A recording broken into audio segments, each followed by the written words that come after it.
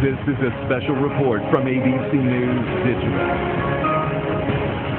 I'm Dan Kleffler in New York with this ABC News Digital special report. New York's finest, once hailed as heroes, now charged with lying about disabilities stemming from 9/11 so they could claim bigger Social Security checks.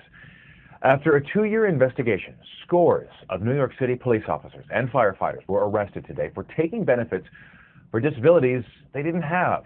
Some of them turning themselves in just about an hour ago. Prosecutors say they cost taxpayers millions of dollars. And so for more on the story, I want to bring in ABC's Aaron Katursky in New York. Aaron, how did they pull this off? Well, it's an old-fashioned scam where they found lawyers to file the claims and doctors to sign off on disabilities that were entirely fake, made up, and they were severe incapacitation, severe psychological disorders that many of the retired police officers and firefighters and correction officers said stemmed from their work in and around September 11th, taking advantage of the good name earned by the cops and firefighters that day for their heroic work. And who was going to question them? But the Social Security Administration started to notice over the years some of the same disorders signed off on by some of the same doctors and filed by some of the same lawyers. And finally, they figured out this was a scam. This was a colluded effort, clearly, on this. So who were the ringleaders of this operation? Well, this involved a couple of different lawyers, one of whom allegedly was the former chief of the Rackets Bureau at the district attorney's office in Nassau County out on Long Island, and also somebody who was familiar with the disability pension system from the Detectives Endowment Association. They're among those that turned themselves in, but scores of retired officers were arrested early this morning before dawn as planned. Many of them here in New York City, others just outside the metro area, some even in Florida or other places where they had retired. Do we have any idea how expansive, how many people were actually involved in this scheme? There are about 100 arrests today, and we're told there may be 100 or two more coming in the coming months. This was a widespread fraud, we're told, and it was perpetrated over a number of years, costing upwards of tens of millions of dollars to taxpayers who feed into the Social Security system. And this went on for so long that the money just racked up and racked up, and we're told this is not the end but the beginning. The scheme not only tainting those that did legitimately file with legitimate claims, but also the big question is being asked, did this take away support from any of those officers that did actually suffer disabilities? You know, it's a good question, and the Manhattan District Attorney's Office is going to have more on this later today when he outlines some of the charges. But there were undoubtedly some legitimate pensions that these retired workers were entitled to. But the allegations involve trying to inflate their monthly payments by claiming they had mental and other psychological disorders that they just didn't have.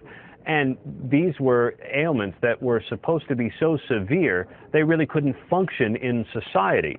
And yet, according to prosecutors, they caught some of them gambling in Las Vegas at blackjack tables, selling cannolis in Little Italy, and doing other things that would certainly not indicate they had any kind of a problem. You had mentioned that obviously some of these arrests involved outside of just the New York metropolitan area, but also across the country.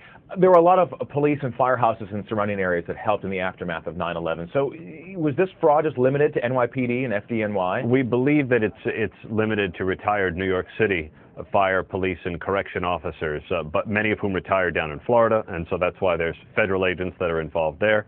There are some that are involved out on Long Island, Nassau County, Suffolk County, where a couple were arrested, but for the most part, this really does involve New York City's finest and bravest, and that is part of what makes this case such an egregious violation of the good name and heroic status rightfully earned by the police and fire departments after 9/11. Of those that were arrested, do we know, were they even part of the response efforts from the 9/11 attacks? We don't know yet. We haven't seen all the names, and it would be almost impossible to know whether they had a direct impact, but we should be able to find that out, how long they worked on the pile, if they worked on the pile, but in many cases the allegation is it didn't matter. It was just they made up that they had some kind of a psychological disorder stemming from their work on 9/11.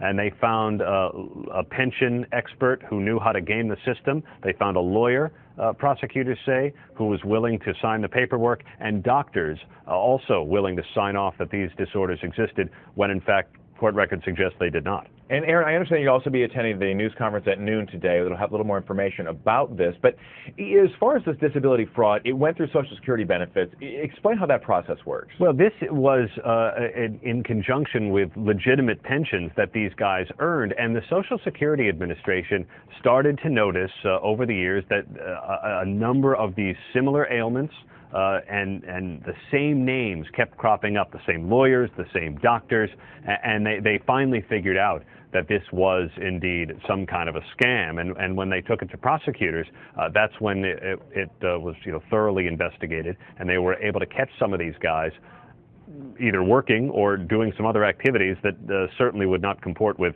having the kind of debilitating ailments that they claim to have. And so what will happen then today for the prosecution and also for the new police commissioner? Well, Police Commissioner Bill Bratton is going to be attending the news conference along with the Manhattan DA Cy Vance. This is his first week on the job. He was just sworn in late last week, and so his first act almost as police commissioner is to announce the arrests of some of his own, undoubtedly, given the age of some of the retirees, men that he may have known from his last stint as police commissioner. This cannot be a comfortable time for the new New York City police commissioner to stand there and announce these arrests. And yet, Bratton has been involved in making some reforms to the Internal Affairs Division over the years, and so maybe he is going to want to hail this crackdown as a success story in routing out dirty cops. And sadly, this is not the first scam that has been related to 9/11. Oh, there have been a lot of scams related to 9/11. Some of them recently uncovered as yesterday when a couple of